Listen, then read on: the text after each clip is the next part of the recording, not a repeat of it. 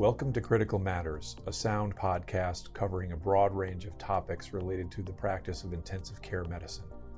Sound provides comprehensive critical care programs to hospitals across the country. To learn more about our programs and career opportunities, visit www.soundphysicians.com. And now, your host, Dr. Sergio Zanotti. In this episode of Critical Matters, we explore one of medicine's fastest evolving frontiers, artificial intelligence, or AI. From predictive analytics to decision support tools, AI is beginning to influence how we deliver critical care. But what does that actually mean for frontline clinicians?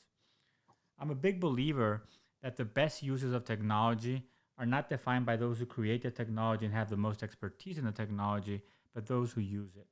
So today we're going to talk about how we can leverage AI at the bedside for our practice.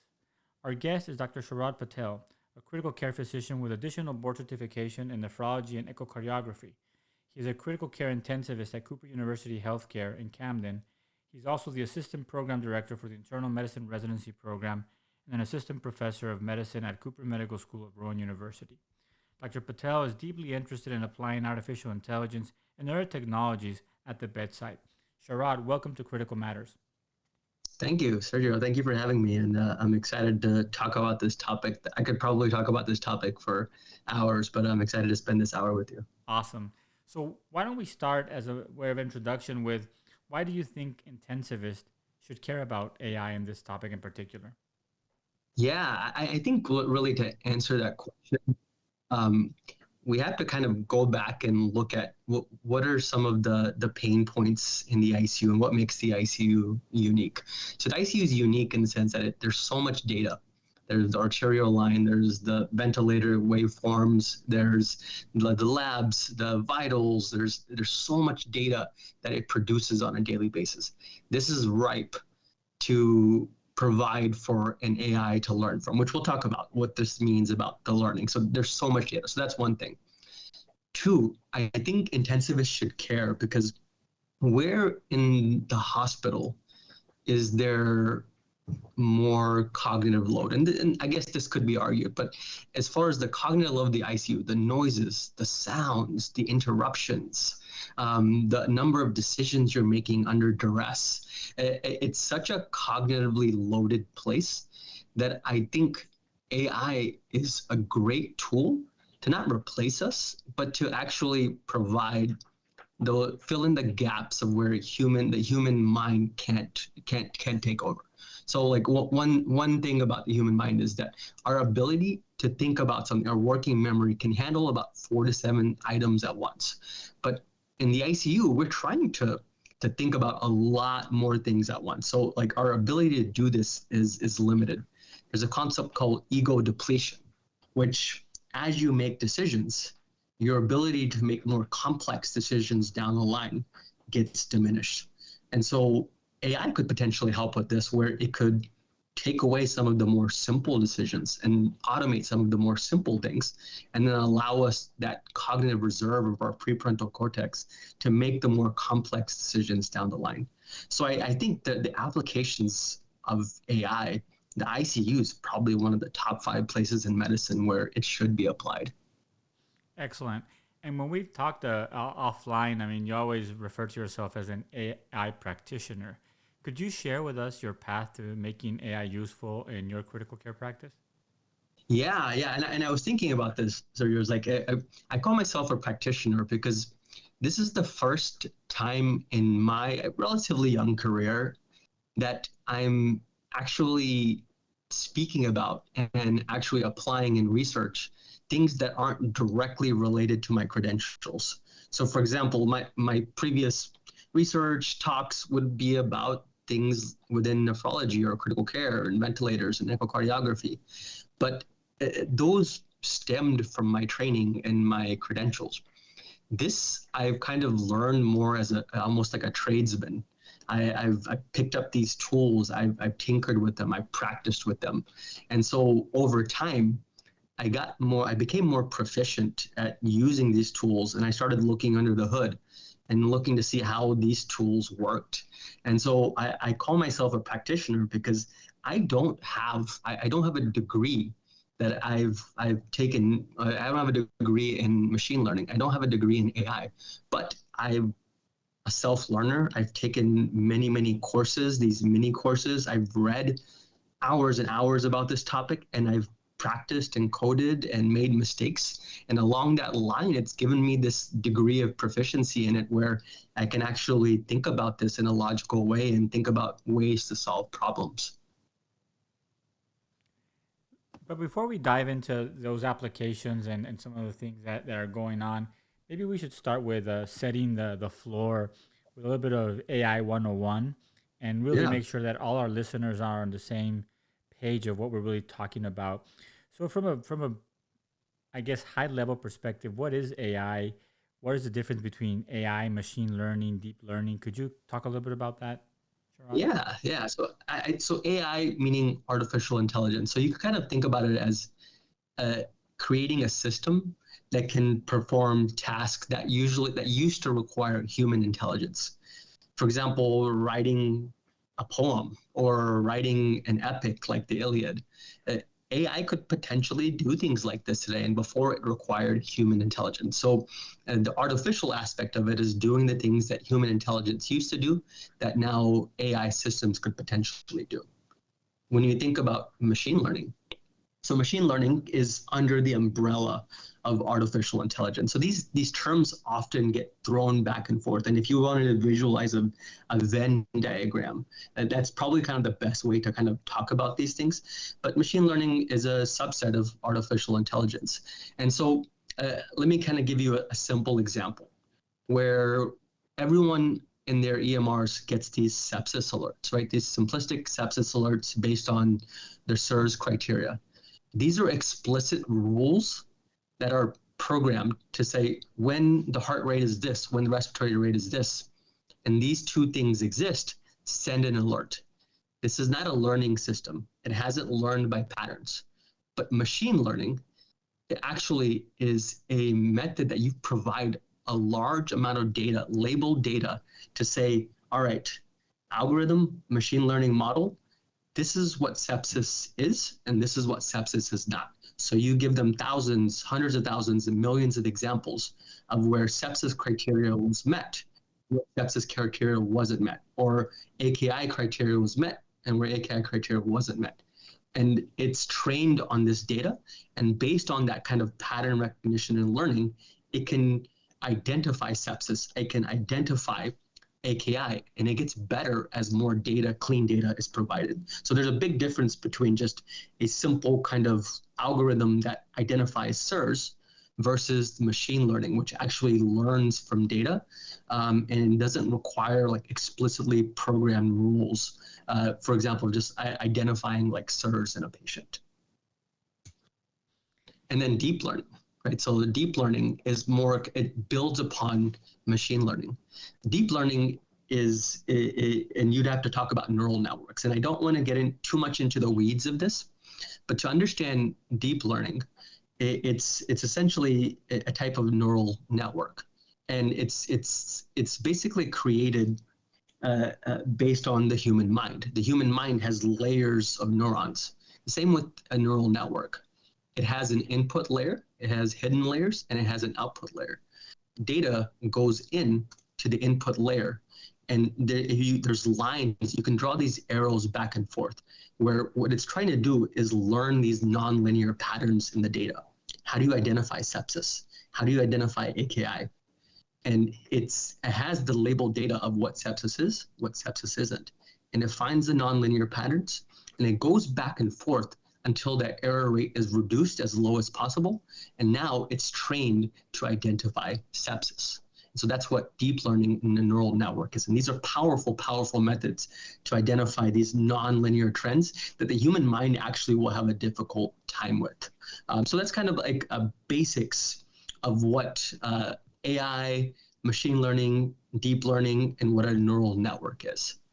The other two terms that I think are worth maybe throwing in there, and you can maybe give us a simple explanation, is algorithms, which you already mentioned, right? Which I still think is important part of AI and large language models or LLMs?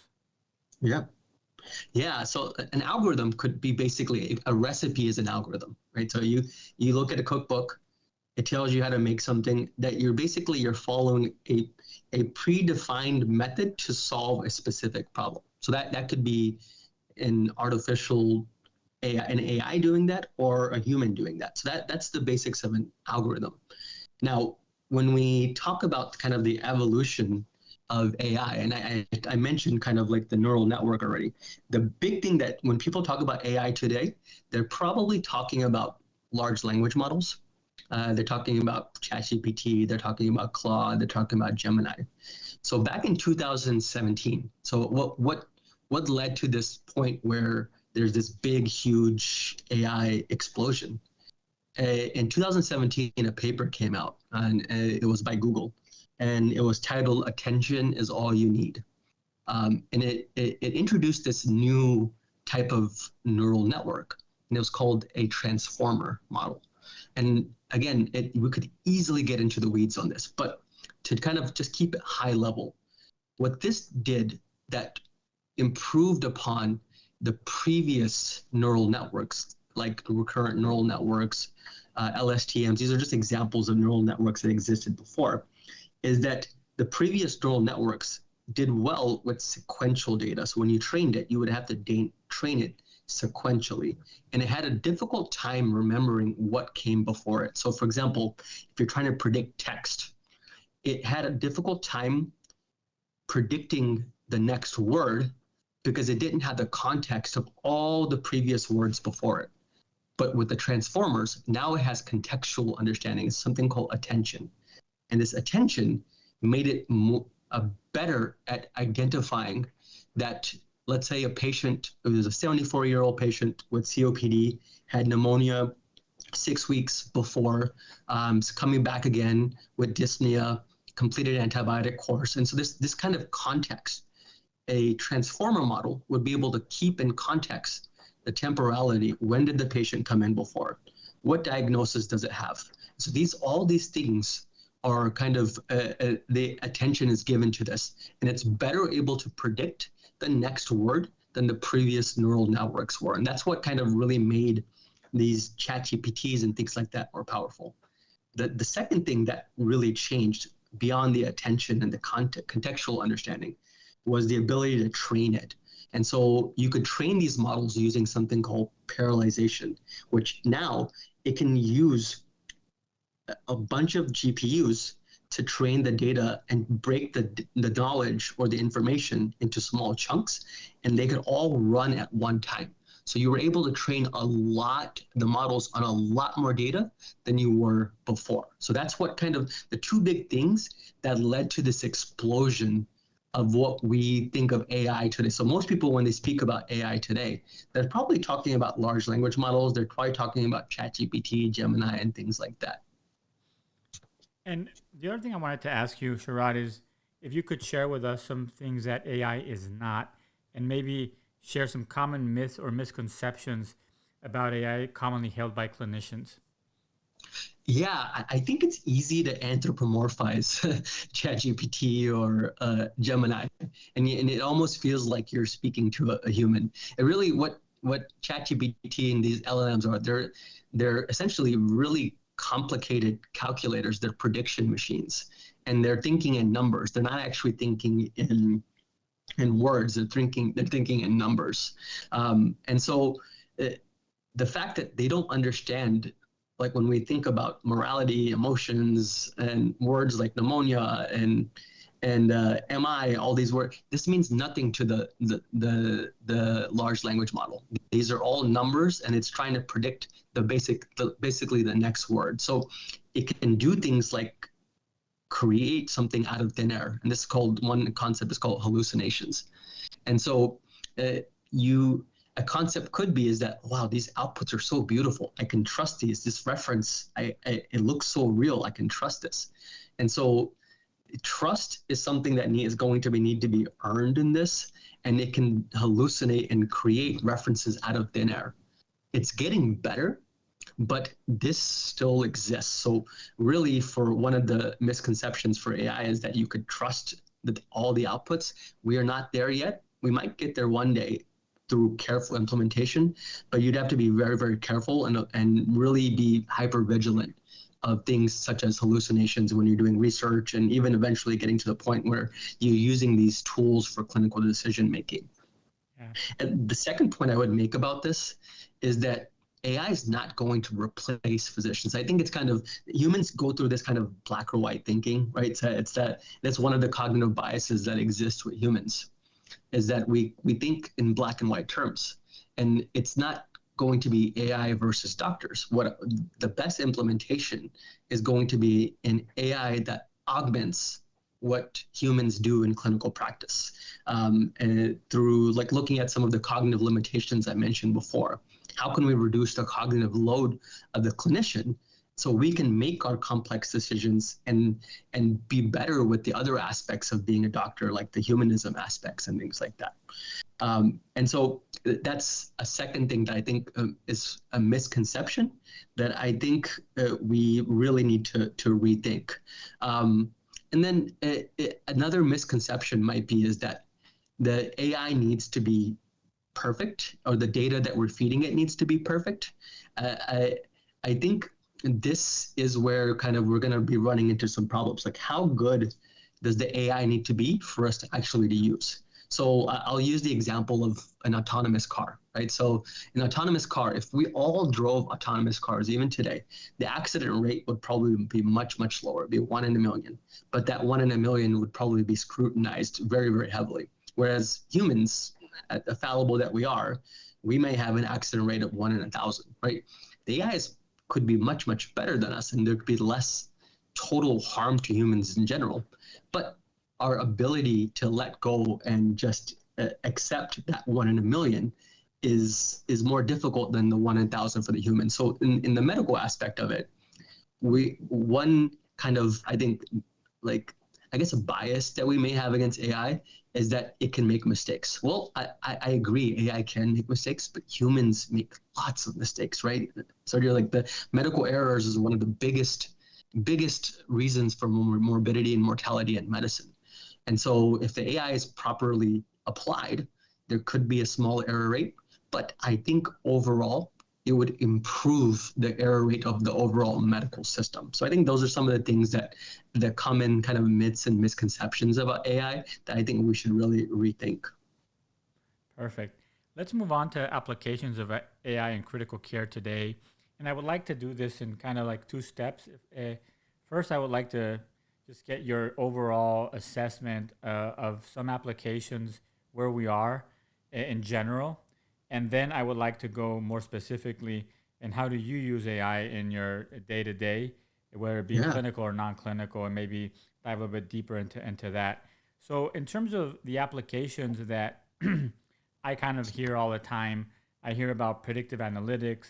I hear about natural language processing for clinical documentation. I hear about decision support tools.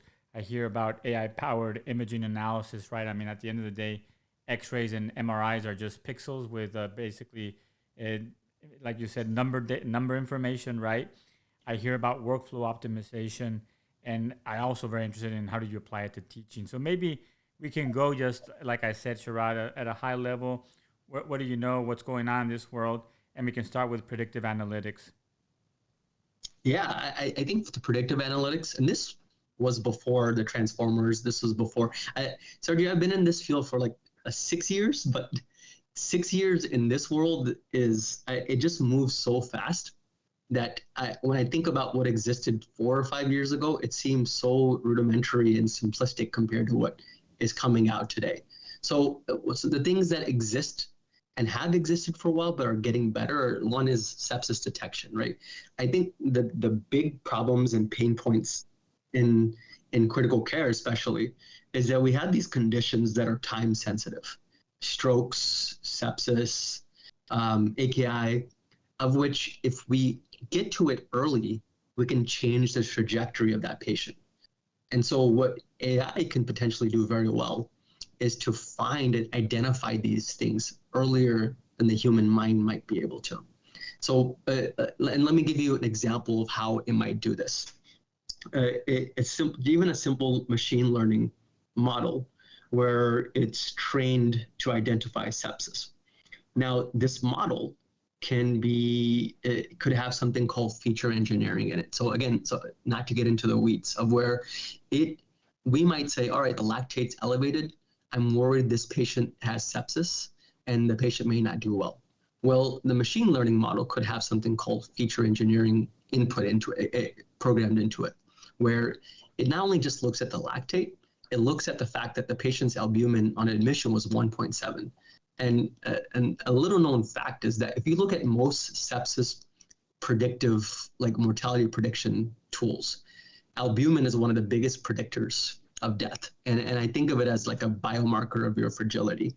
And it might say, all right, well, the combination of the albumin and the lactate being elevated and the creatinine went up by 0.1, which we might not even blink at. The probability of sepsis has gone up from 35% to 75%. It notes the low-grade fever, 100.6, which we might not even bat an eyelash at. And then it changes the probability to 78%. And so these sepsis detection tools find these like nonlinear patterns, and it can potentially look at all these features, the lactates, the vitals, and everything, and look at them through different mathematical representations that in a way that it allows it to catch these things at a much, much earlier level, so we can actually modify the trajectory. And I think sepsis and kidney injury are low-hanging fruit for this, where it can potentially, there are models that exist for AKI that can identify AKI 24 to 40 hours before the creatinine rises. Now, these aren't being applied at full scale yet, but if you look in the literature and you look at papers, and I've been a part of one paper where we used a neural network and we were able to identify AKI before the creatinine rose. And then this is something that needs to be solved, because creatinine, again, it doesn't rise until 24 to 36 hours after the insult. And at that point, you may be too late to actually correct the process that led to the AKI. And we both know when a patient has AKI with any other condition, your trajectory in that ICU has changed. Your probability of death has gone up significantly. So sepsis, AKI detection tools are I think, big. There's a lot of investment going into that because you can potentially change the trajectory of these. And I think that my understanding is that we might slowly not even be aware that a lot of our EMRs are incorporating better models for prediction, right? I mean, you talk about sepsis, Yes. the famous sepsis alerts, right? But I think that even that is getting better and better without us even being aware of it. So I think it's a great example of how AI is permeating into our practice, whether we are aware and like it or not. 100%. Like I think one of the biggest problems with the sepsis alerts was the false positives, where like you lose trust in these alerts, right? It's the trust is lost. So as these models get more advanced, the false positives will most likely be less. And so when you actually see the alerts and your mind puts together, it's like, wow, I got this alert and actually did predict the patient's deterioration, the trust will increase, and we're more likely to be reacting to these alerts in the future. So I'm excited about the AI applications for these early detection tools. Then the other kind of big thing is that you mentioned is the natural language processing for clinical documentation. I think this might be the lowest hanging fruit. Summarization. So summarization might be the lowest hanging fruit. I think one of the biggest pain points for me, so let's say I have 16, 17 patients in the ICU and I'm rounding. When I have a new patient and they're complex and they've had multiple admissions and they have resistance to multiple antibiotics, and they have been on steroids in the past, but they're no longer, for really getting a good medically tuned AI system or large language model to really kind of give you a nice summary of the relevant things that you're looking for would really reduce my cognitive load. And then I can actually think critically about the information that I have in front of me. And I think like the best examples would be is the patient comes in with septic shock. There's the urine is dirty. There's pyuria, there's bacteriuria. They get put on the usual like antibiotics. But the AI, the summarization might note to you that they've had resistance to pseudomonas in the past. So the cefepime that you started them on, it may not be adequate. So I think the natural language processing, clinical summarization is low-hanging fruit.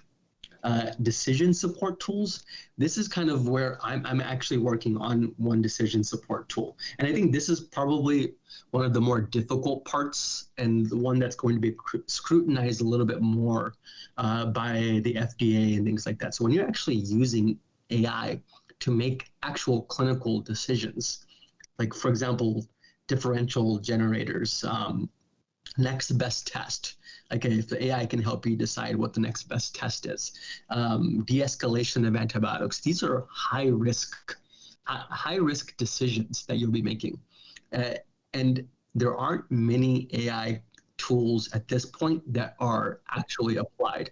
And I think this is more because of the worry about the mistakes and the errors that might come with this, that they haven't. Because I make tools like this, and I'll tell you, Sergio, is that just kind of like when I create these synthetic cases to put in there, it's better than us as today. It's better than us today for differential generation, to think in a statistical, probabilistic way, rather than just more of, I've seen a few cases like this, so this is what I'm going to do. And I'll give you an example, is that, and this might go into kind of the next point, the question you're asking, is that how do I use some of this?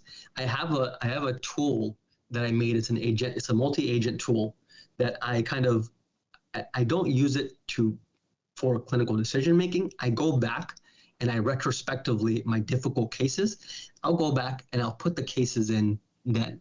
And so I had a case of a young lady. She was in her 40s, came in with altered mental status, had a seizure, and the MRI showed temporal lobe enhancements. I'm like, okay, this must be HSV encephalitis. The patient's on acyclovir. The patient had renal dysfunction. So the acyclovir is not benign in that situation. And so, but the LP fluid, there was nothing. It was completely clean, no cells, no protein. The HSV PCR was negative. And then we got into like a multidisciplinary discussion, and the consensus was to keep the acyclovir going. And so I did. I kept the acyclovir going because at that point that was a consensus. But I went back and this tool that I created, I call it Bayes Buddy. It uses Bayesian reasoning, and using Bayesian probability, it finds likelihood ratios of tests, and it gives you probabilistic differentials of what's the likelihood. And I gave it the data, obviously without any patient info. I gave it kind of the case, a similar case, and it gave a probability of this being HSV encephalitis to be like 0.003%. And when I think about the actual risk and harm of the acyclovir in the setting of AKI, I could argue that the risk of the acyclovir in the AKI was higher. So in my own personal use, just for my own kind of like creating my own probabilities in my head, I often take my difficult cases, things that I'm not sure about, and I'll put it into my own multi-agent tool that I created. And I'll look to see how is the performance and how does it look objectively compared to what my decision making was. So that's an example of a clinical decision support tool that I can't put into real practice as of yet because there's just a lot more scrutiny for it. And so that's an example of something I use, and then potentially an example of where you could use as a clinical decision support tool. AI-powered and imaging analysis. So this existed even before like where we are. So there's a lot of vision models that have come out where are specifically the pre-training is for vision purposes, for X-rays, MRIs, CTs, and things like that. There were neural networks that existed before this, one of which was called convoluted neural networks, which even at that time, it was as good as junior radiology attendings. The most experienced radiologists caught things that the AI didn't, even at that point. But this is getting better and better. So this is also one of the lower hanging fruit, is that if you don't have an on-call radiologist at night, or you're in a rural setting, potentially the AI has gotten to the point where an application would be is just X-ray interpretations, which could be overread by the attending the next day. And this is not in prime time yet, but this is a potential application. Another one is for point of care ultrasound. where in the ICU, I use a lot of point of care ultrasound. But how can you make this more accessible to someone who hasn't had as much training? Well, there's AI tools now being integrated into a lot of the newer ultrasound machines, which will calculate IVC collapsibility. It'll identify pulmonary edema on a lung ultrasound. It'll calculate the ejection fraction. It can automatically calculate cardiac output based on some Doppler analysis. And so that's a potential application as well. And then workflow optimization. This is probably another area that AI could potentially do very well in. And for example, how can you triage patients quickly in the ER where they automatically get their assignment for step down versus ICU rather than the ER doctor calling and pleading to the intensivist to accept the patient. If the calculated severity and acuity scores are high enough, then the patient will automatically get put towards an ICU bed as opposed to a step down bed or a floor bed. So this is potentially possible as well when it's in the situation of like kind of workflow type of things. And so these are kind of the examples, few examples of how AI can be applied in the intensive care unit. Sharad, before we go into more specifics of your use of AI for solving problems, one of the things that a lot of clinicians come to me and ask about is related to natural language processing for clinical documentation, but thinking more of what they have to document on a day-to-day with their notes and patient visits. Now, I think for the ICU, I haven't really found great tools. There's obviously a lot of kind of AI-supported scribes that I think are great if you're having a conversation in an office, right? But I think that when you walk into a patient's room that's intubated and on mechanical ventilation and sedated, right, there's not a lot of conversation going on. Any thoughts in terms of AI helping us take care of that menial work or what I call like low impact, right, work that we all kind of don't enjoy that much, shallow work? Yeah, 100%. I think like one potential like sorry, because how do we generate the HNP in our head for an ICU patient? It's often done through our clinical routes, right? So we're hearing about the patient. So one potential option in that situation is to give an AI context. The audio ability of a lot of these large language models is getting better and better. You could potentially have an AI where you click the button on, or it might be in the room, or it could be wherever you're rounding, and it's listening to rounds in context. And this AI could potentially be fine-tuned. So the fine-tuned meaning, so when the AI was trained, it's trained kind of in a general way, but you can do something called fine-tuning, which you could like, all right, AI, I'm going to change your neural architecture and weights to be specifically good at writing HNPs, notes, and developing differentials and writing assessments and plans. And so that could be a fine-tuned AI where that's what it does. It may not be do as well with math calculations or writing poetry, but it has specifically become better at that specific task. And so there are probably ways to write good notes and HNPs and progress notes. And it could probably take context. If this was a reoccurring patient, you could look at previous notes. It could have the context of your progress note that you wrote the day before. And so it could probably give you good skeleton outputs of HNPs, progress notes, assessments, plans. And the rest you can kind of just fill in and add in. Because we have to remember is that whatever comes out isn't the final product. You're still the human in the loop, and you're still going in and adding and changing things. And then the AI could potentially just learn your practice pattern even better, how you write notes as well. And so that could be potentially added as well. So I think it's very much possible. But it would be a little bit of a different kind of workflow than in the ER or an outpatient. I think the outpatient would be really kind of, it's much simpler to do because there's less ambient noise. If there's an audio system in the room, it can just hear the conversation between the clinician and the patient. So I think that's a little bit easier to apply. The ICU might be a little bit more difficult, but the features are getting so good. I don't think we're that far away from that. Yeah, and I think that there's already applications that kind of take this principle outside of maybe a clinical conversation, but like there's all these applications and even devices that are AI powered that you can use for a meeting, right? And then it will create a summary of the meeting Yes, and to dos definitely. and to follow ups and stuff like that. So I think eventually that something along those lines, but much more clinically oriented. Cool. So let's talk about how you use AI in your day to day. And I would like to maybe have one or two examples in the medical arena with some detail, Hmm. but I also want you to share with us an example that's non-medical. Definitely interested in that as well. So go ahead, Sharad. Perfect. And so I program my own uh, agents. So let me kind of first start off by just identifying and just really defining what an AI agent is. What is agentic AI? Because you're going to hear this more and more going forward.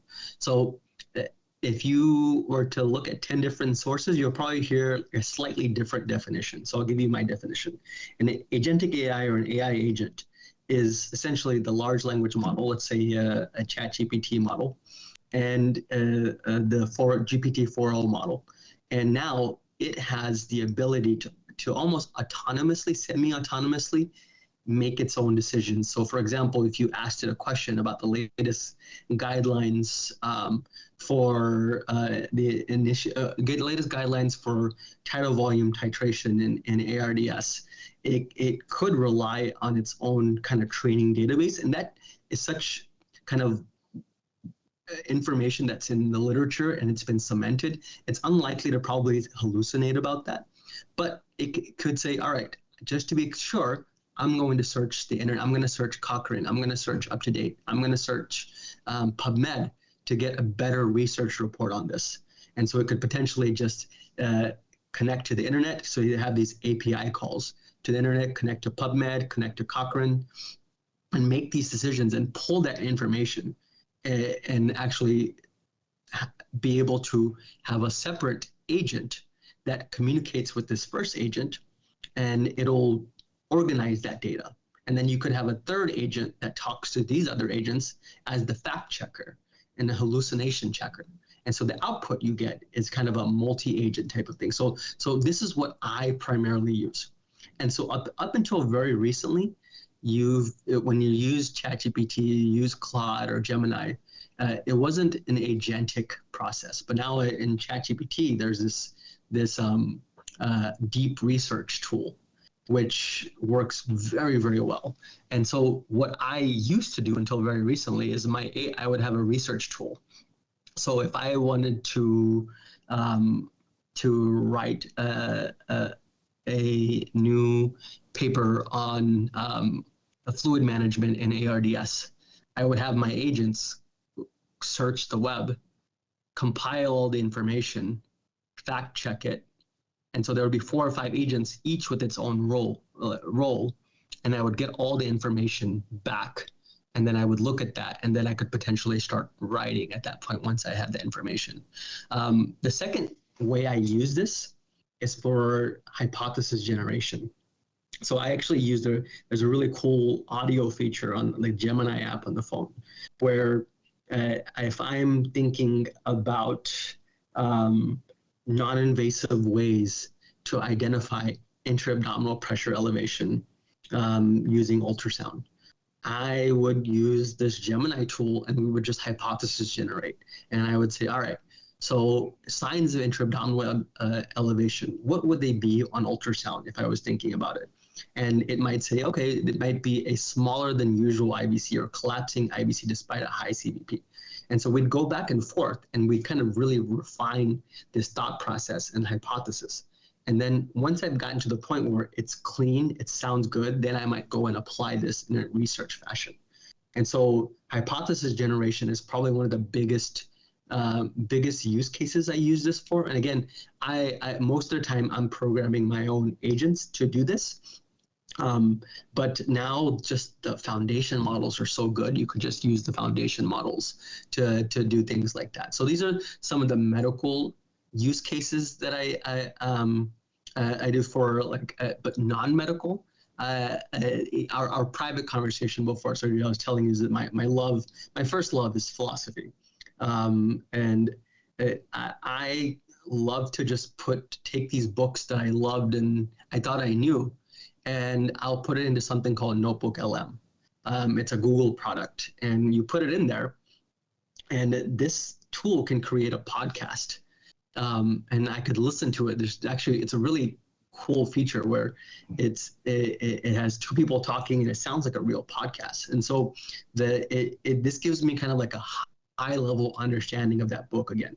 And then it has auto prompts on there to ask the next best questions on this and say, all right, how can I understand this book more deeply? And so my own learning as like having a personal tutor, that's my kind of non-medical kind of use case for AI. And that actually has probably been my favorite use case, is being able to learn difficult material in a more efficient way than I was before. And I think that one of the uses that is very, very simple, and like you said, I think because because you're feeding it kind of like the information, it's less like to hallucinate, is just to identify like giving them like a PDF of a paper of an article, and just, can you summarize the 5 more important points here, right? Or can you tell me what they did and methodology? And it does, it takes like 2 seconds, right? Now it doesn't. Exactly. I think that works very well when you've already read the paper, and it gives you other insights as opposed to doing that instead of taking the time to read the paper, because we were talking about like the effort, a lot of the effort that we do for things that maybe AI can do quickly are part of our building blocks for expertise. So in certain areas, it's probably worth using it as a co-pilot, as opposed to just the only source. But those are all great uses. I was going to ask you also, in terms of when you say you program the agent, can you give us a little bit more specifics about that? Like for me, what does that really mean? Is that you program with something like Python, or you program with prompts? Yeah, so and to that, I think it goes back to how I kind of learned all of this, is where like a few years, like about 6 years ago, I became frustrated with kind of end of life care with patients, and I felt like every intensivist might have a different impression of what their kind of trajectory would be, and different specialties would have a different trajectory. And I didn't think we were doing right by the patient by providing all of this kind of variable information. And so I 6 years ago, I taught myself Python because I wanted to create this mortality prediction tool. And then we did.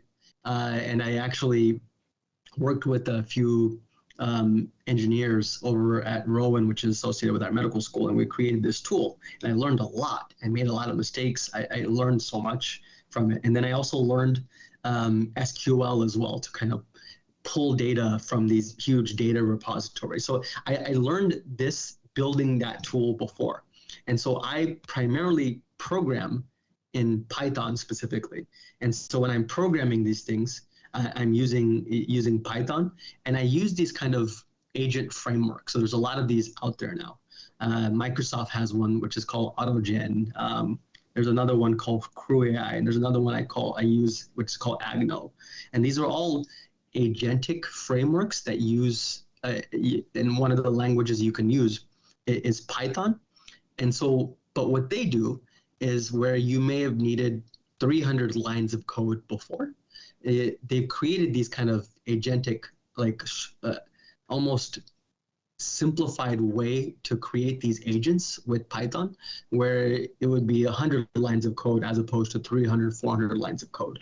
And so for myself, who I as a programmer, I'm 201 level, but I know enough code now and then I know enough how to prompt an AI that I can kind of create more advanced code and be able to troubleshoot things. And so this is how I create more advanced apps and tools that are beyond my coding abilities. But I primarily code in Python, and that's how I kind of create these kind of agent tools. Thanks for sharing that. And just a quick question: if I would talk with family, young kids going into college, I would always encourage them, like, learn to code. Now, if you are young and starting, or if you're old like me and want to move forward, Do you think that learning to code is the key, or just learning more about how to prompt AI? Since I keep reading that AI probably in the very short future will be as good coder as any human. Yeah, no, that's a great question, sir. And I think I'd have to answer that in kind of a twofold way. One, should you learn to code for the practical applications? Maybe not. Should you learn to code because it can teach you how to think cleanly? Yes. I think for a young person, learning code really teaches you how to think logically in a way that may not have been there in your initial primary college education. It's really cleaned up my thinking. And now I think in terms of almost like Legos, where these code blocks in my head, when I see a problem, I'm thinking of code blocks in my head that I would use to solve that problem. So I think of a young person coming up, 100%, I think learn to code. Um, you may not be able to use those skills directly, but just being able to think in a code type fashion will give you a leg up in a competitive, whatever competitive market you're going to be in. And I think it was just as far as the pure benefit of your brain architecture changing and being able to think more clearly, I think that benefit is just, it's beneficial no matter what the practical application of it. And then if you're older, and you're thinking about learning to code, yeah, I think it's great. But let's say you don't want to learn to code. The no code tools are getting better and better.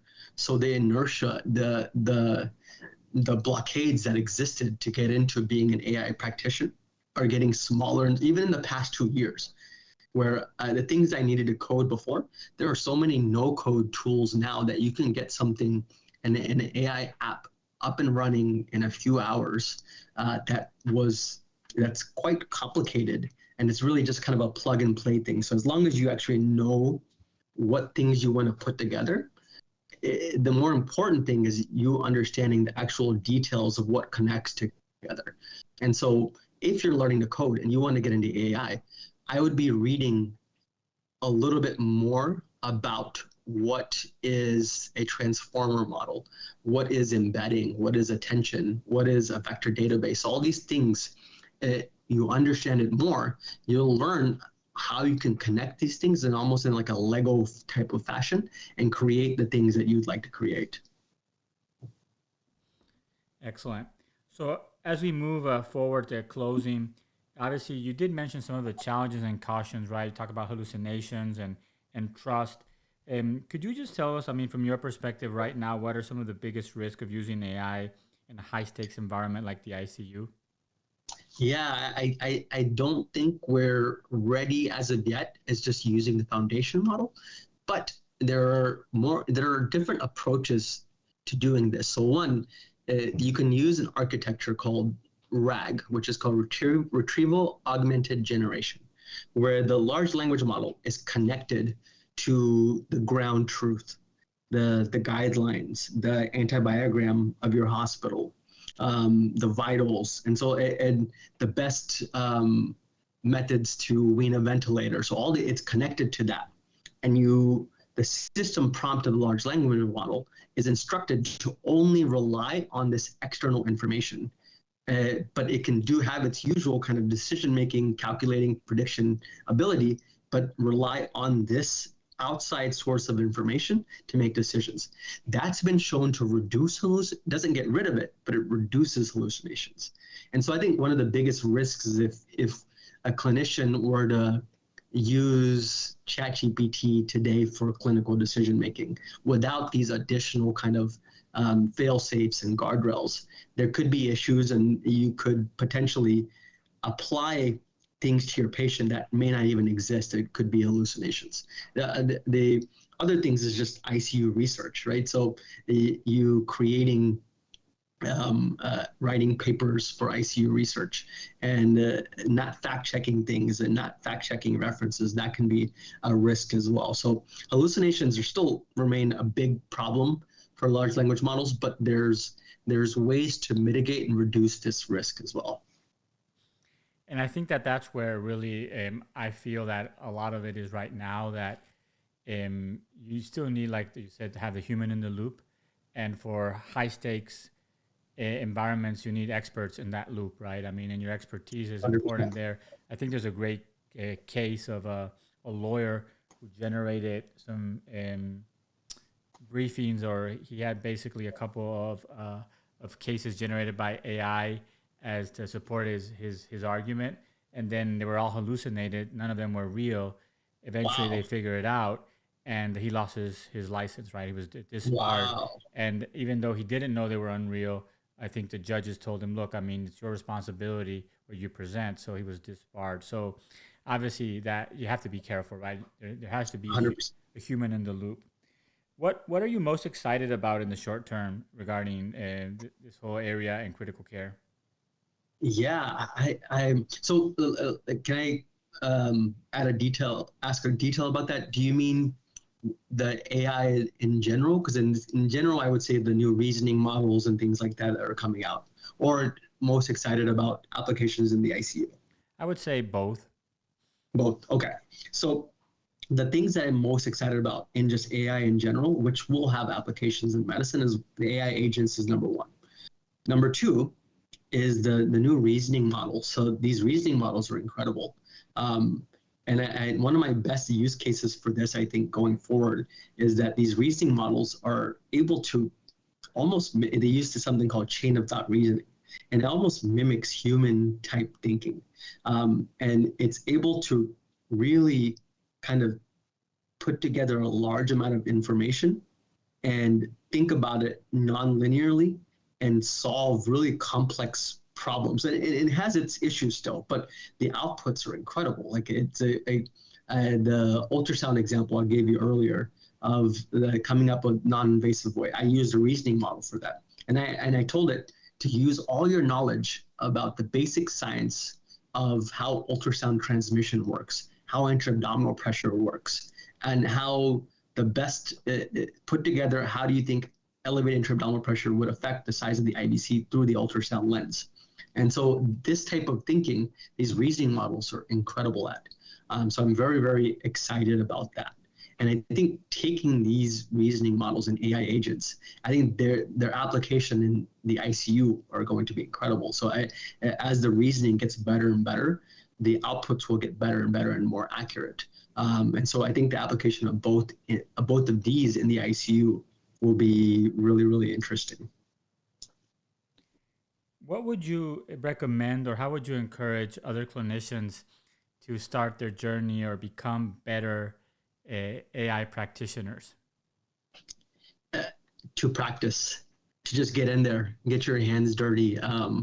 There's great courses on course. Sergio, like I wake up every morning and I'm very excited to wake up because we live in an era where you can learn anything without actually going to a college campus. And so there's websites called Coursera.com or Udemy. There's open source MIT courses. There's open source Harvard courses. There's open source Stanford courses on all of these topics.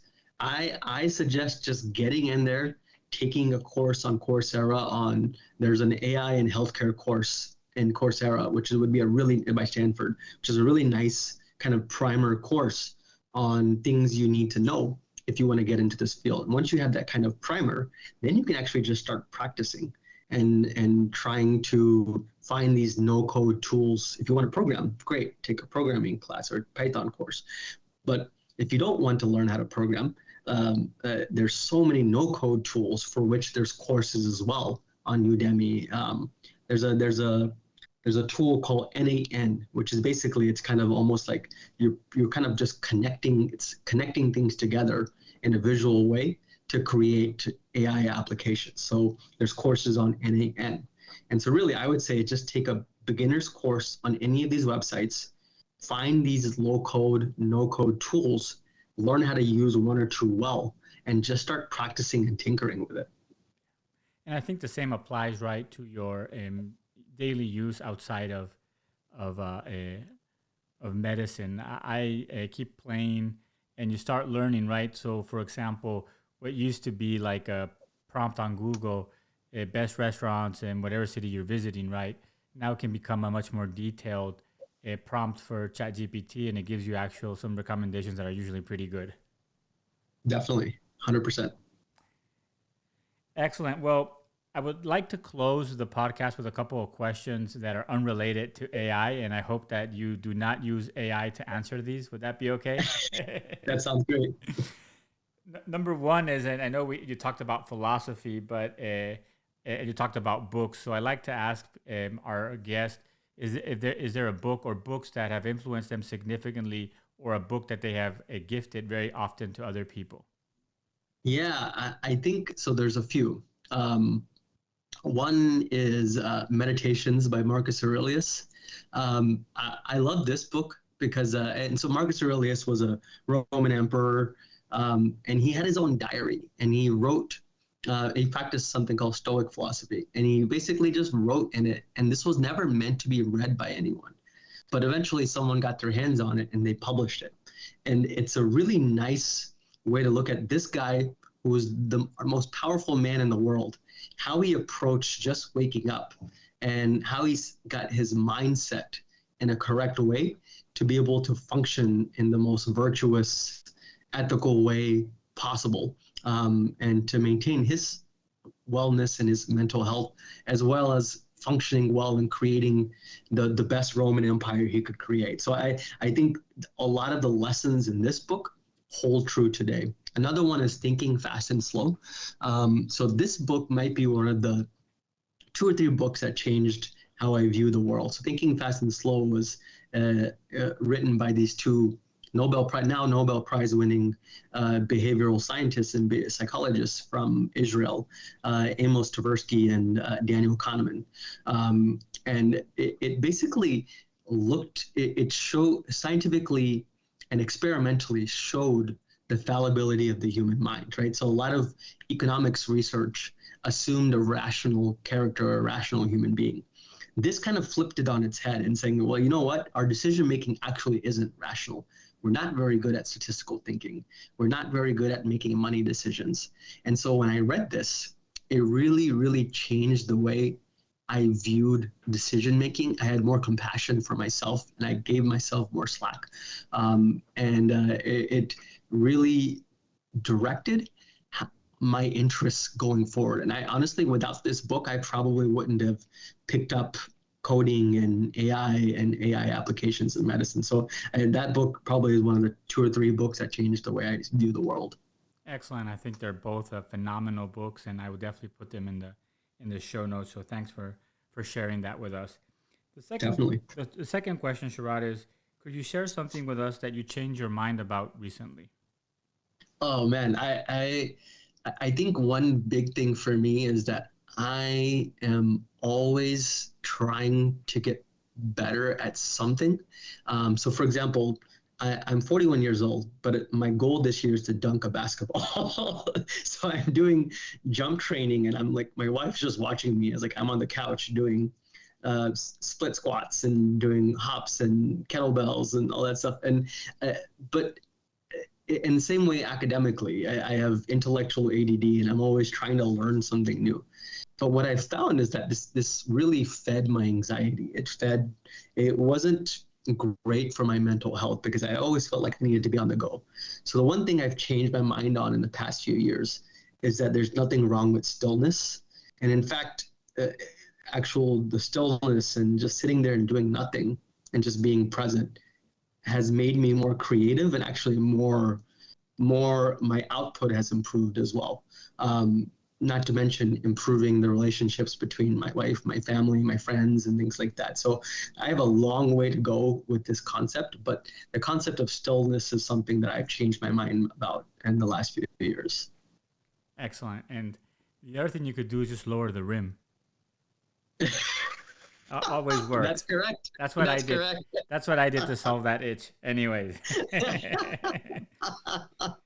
So I think that's what I'm gonna do, sir. Yeah. Well, let me know how it goes. So the last question is, what would you want every intensivist to know? It could be a thought or a quote or a fact as we close. I think the thing I would want the intensivists to know, especially in regards to this this oncoming AI wave, it's a tsunami. It's coming, and what I would recommend is just surf it, ride the wave. And for that, we're just going to have to be accepting of these changing workflows and these tools coming along, with the understanding is that if you work with it, your patient care, your accuracy, your cognitive reserve, all these things could potentially get better. So I think that would be my parting message for intensivists on this topic. And I think this is a perfect place to stop. Rod, thank you so much for sharing your expertise, your time, and your enthusiasm. I think that you're right. I like what you said. So I guess our closing comment is jump in the water, start paddling, and ride that wave. 100%. Hope to have you back soon. I'm sure that in a couple of months, everything that we talked about will be changed, but we'll definitely have you back and maybe to talk about other clinical topics as well. Sharad, thank you very much. Thank you, Sergio. Thank you for having me. Thank you for listening to Critical Matters, a sound podcast. Make sure to subscribe to Critical Matters on Apple or Google Podcasts and share with your network. Sound's transforming the way critical care is provided in hospitals across the country. To learn more, visit www.soundphysicians.com.